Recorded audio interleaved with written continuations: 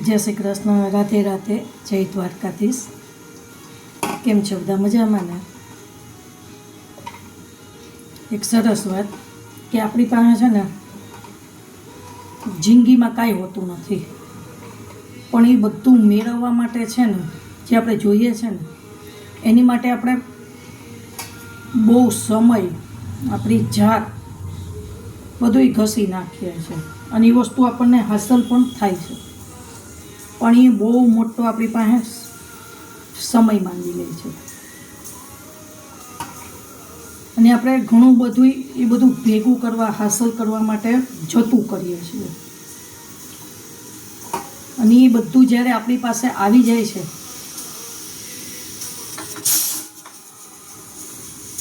અમુક વધારે ઝાઝા સમય પછી કે આપણે ચાલો બધું હાંસલ કરી લીધું, આપણે જે જોતું હતું એ આપણી પાસે ઘણું થઈ ગયું, પણ એ વસ્તુ મેળવવા માટે આપણે બહુ મોટો ભોગ આપવો પડે છે અને આપ્યો પણ હોય છે।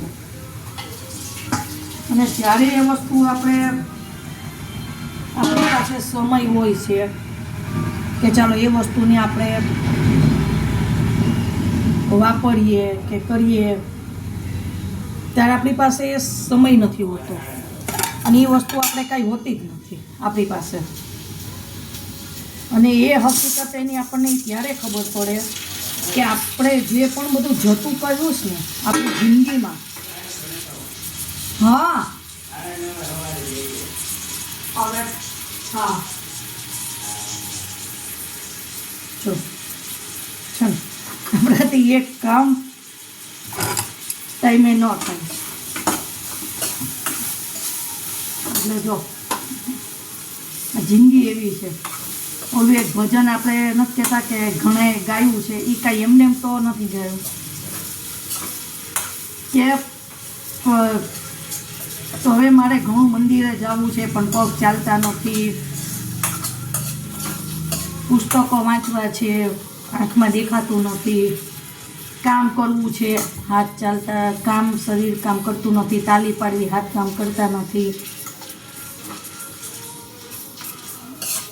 એ જ વસ્તુ આપણી પાસે થાય છે જ્યારે આપણે ઘણું ભેગું કરી લઈએ ને જે વસ્તુ, એ આપણે અમુક સમય પછી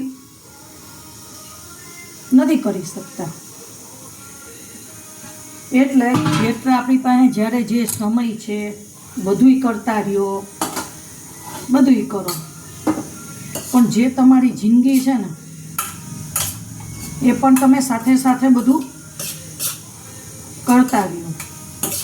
તમે બધું ભેગું કરવામાં અને હાય હો કરવામાં, જે તમે આ બધો સમય જવા દો ને, આપણે જે શું કહેવાય એ પલ હોય છે આપણે જવા દઈએ ને, એ જ આપણી આ સાચી જિંદગી હોય છે। સમજ્યા કંઈ? રાધે રાધે।